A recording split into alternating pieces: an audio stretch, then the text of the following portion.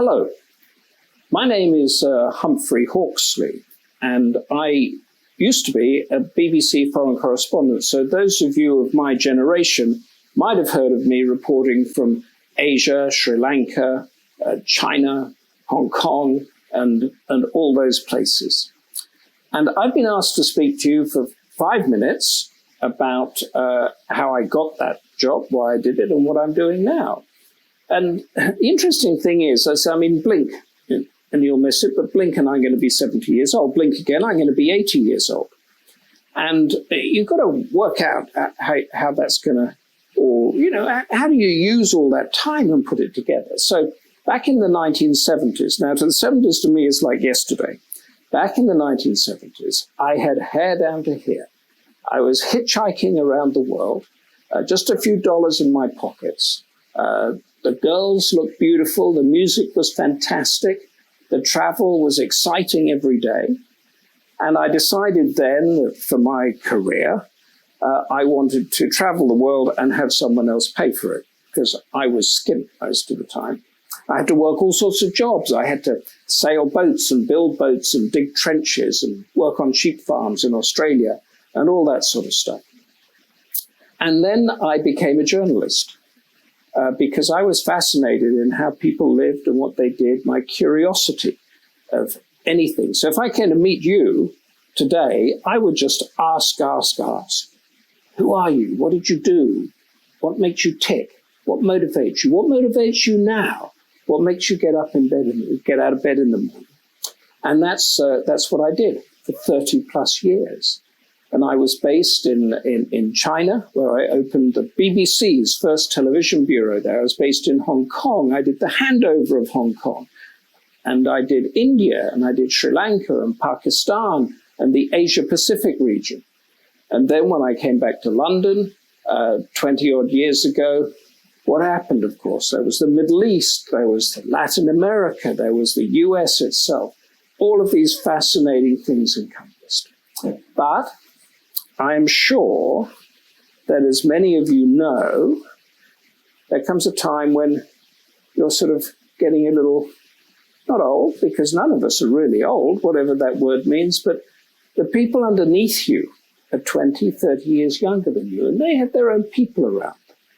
And either you're the old guy hanging in there, or you move out and do something else. So I decided, 5, 6 years ago, that I would try to do something else. And I think that's the best decision I've made. And I think everybody should do that from time to time. And the reason is this, is that working at the BBC was completely fascinating. But it got to a stage when I was doing an earthquake or a war or a political crisis or a conference. There was a sort of repetition of what we were doing there, and it wasn't stretching my mind that much. So what I did is I wanted to do something that I could really fail at, something I wasn't sure I could do. So I started writing books, 2 kinds of books. I started doing fiction and non-fiction. Now, I had done some of this before, but this time I said, I've got to make a living out of it. I've got to make it work. So I've spent most of that time doing a bit of journalism and a bit of fiction. And the toughest one is, I'm just going to reach over and get it, because this is one of the books, it's not my latest. This is a thriller that I did called Man on Ice. And it was actually a mix between a thriller and journalism. It was when I was in transition, because I decided to go when there was a crisis between the United States and Russia. I thought, oh my God, where can I go that everybody else isn't going? And I looked at it and I thought, they actually have a border. And this border is close to the Arctic. And it's got 2 islands, one Russian and one American. And they're only 2.5 miles apart. Now, I didn't know that before. So I went there to those islands. And I thought, and I did a BBC report from it.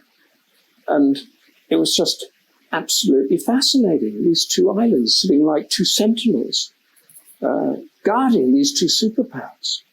So I did my journalism. I did a TV piece. I did Man on Ice. And that's now got a sequel called Man on Edge, which I went up to Norway to do, and went husky sledding with the huskies. You know, you've got 6 dogs drawing the huskies off, because I was having a chase across the Norway-Russian border with the bad guy and the good guy on huskies chasing each other. What a fantastic couple of days out that was. And now I'm finishing another one, which we're going to end up, I can't tell you where we're going to end up because it's not out yet, and that's contractually a secret. But I think what I'm trying to say is that I could have either stayed doing the same thing and taken a pension, or I could do something that might not work. And something I really wanted to do, something that excites me every day that I get up. I wake up in the morning and think, how am I going to get this working here? And I find that fascinating. And I have friends that say, have you retired? Have you done this? Have you done it? I don't know what retirement actually means, because what I'm doing is the work that I have always done. Different people pay, there are different publishers, there are different film companies. I still do work for the BBC. And then I do, and this is very exciting too, and I'll reach over and get it, I do the non-fiction book. I've done this book called Asian Waters. Now, any of you that reads the news and everything at the moment, looks at that stuff, you know, you've got China's coming up. There's a huge power. And America's and Britain are sort of saying, what are we going to do about this? And we have this company called Huawei that's now getting banned. And we have islands in the South China Sea with ships all skirmishing around. So I did this book called Asian Waters, non-fiction. My journalism again. And that's what I'm going to keep doing. So when I blink, I'm going to be 70 in a blink. And I'm going to be 80, then 90. If I make it that far, and then whatever. I keep the old thing as active as it can, not as quick as it might have been. And I think the secret to that, and I say when people say, how do you do it? I say, always ask the follow-up question. And let me explain before I go, because I think my 5 minutes must be up. Let me explain. You say to someone, how are you? And they say they're fine. And then say, what have you been doing today? Or where do you come from? And they will come back to you and say something and then keep going. And then you get a conversation that's going, because you're showing that you're curious about them. And the curiosity about them gives you curiosity about the world.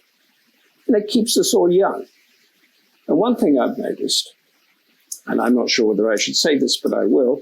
One thing I've noticed is that when you get old and grey like me and unthreatening, the pretty girls start looking at you again. And that really gives you a bit of a buzz. Anyway, I'll leave you with that. I'm Humphrey Hawksley. I've just given you a few tips. And as they say, have a good life. Bye.